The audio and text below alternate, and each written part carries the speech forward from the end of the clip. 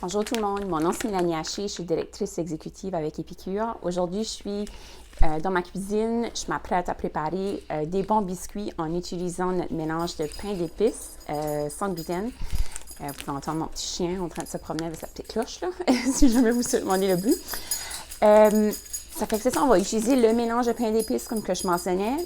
La recette, si vous voulez faire le gâteau, la recette est à long d'eau. Ça va vous demander de placer 2 œufs, une demi-tasse d'huile, un quart de tasse de mélasse. Mais vu que c'est des biscuits, on va modifier un petit peu la recette. Donc, ça va être un quart de tasse.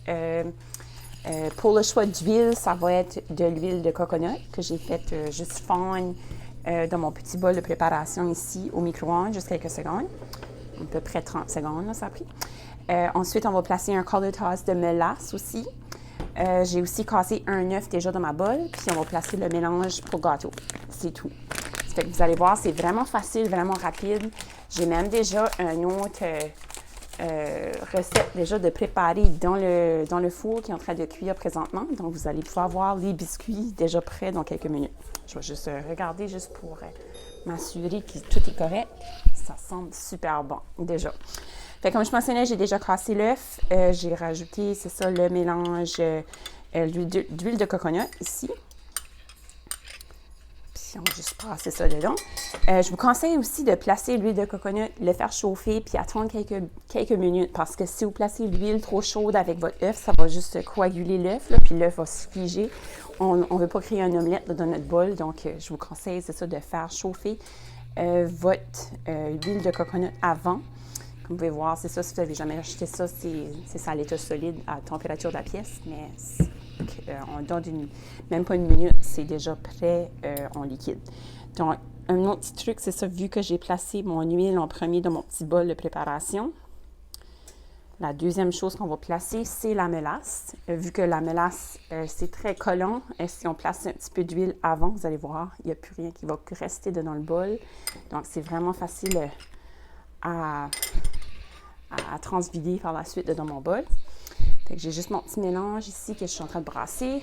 Ensuite, j'ai déjà rouvert, c'est ça, mon sac pour pain d'épices. Juste le transvider. Fait que c'est très facile jusqu'à maintenant. Je suis pas mal certaine que plusieurs de vous pouvez refaire cette recette-ci dans votre cuisine.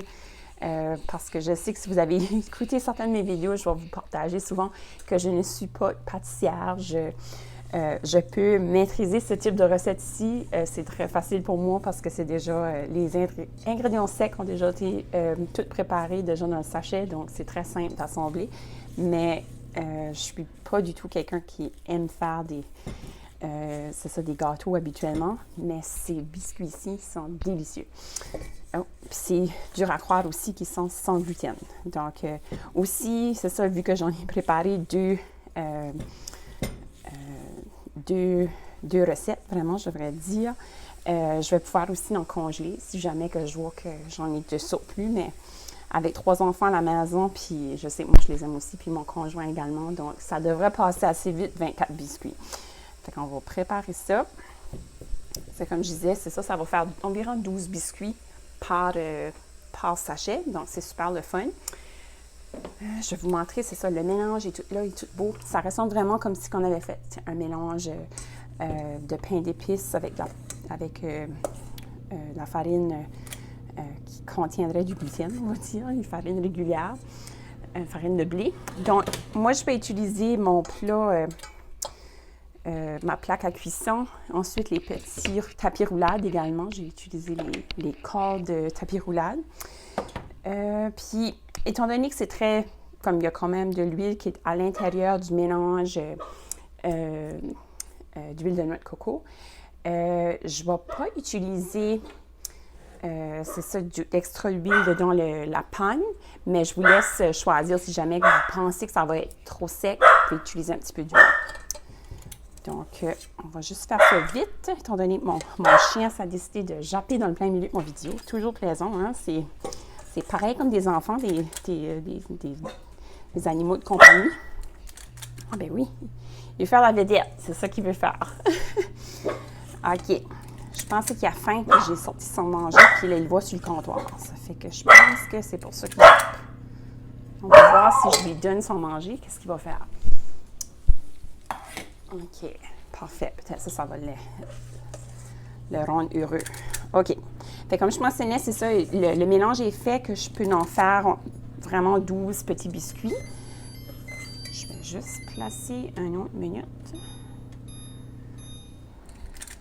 Puis là, parce que ça dit, c'est cuit à 350 de 12 à 15 minutes. Donc, tout dépendamment de votre four, ça va prendre différents temps.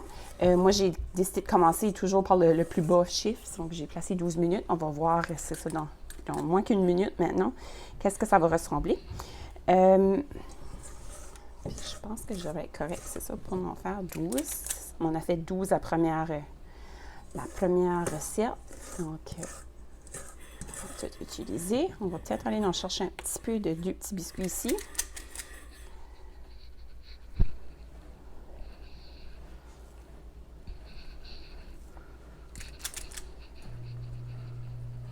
Là, je vais juste prendre ma cuillère. Ça, vous pouvez voir, ça n'a vraiment pas pris de temps. La vidéo, si je regarde, je sais que je suis rendue comme à 6 minutes, mais j'ai eu un petit délai à raison de mon petit chien. Mais à part de ça, je pense que mes petits biscuits vont être prêts pour aller dans le four. On va sortir la première recette, juste pour vous montrer que ça ressemble.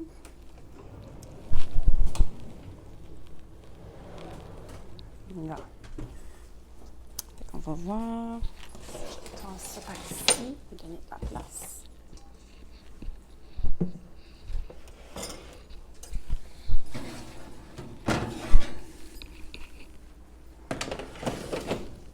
OK.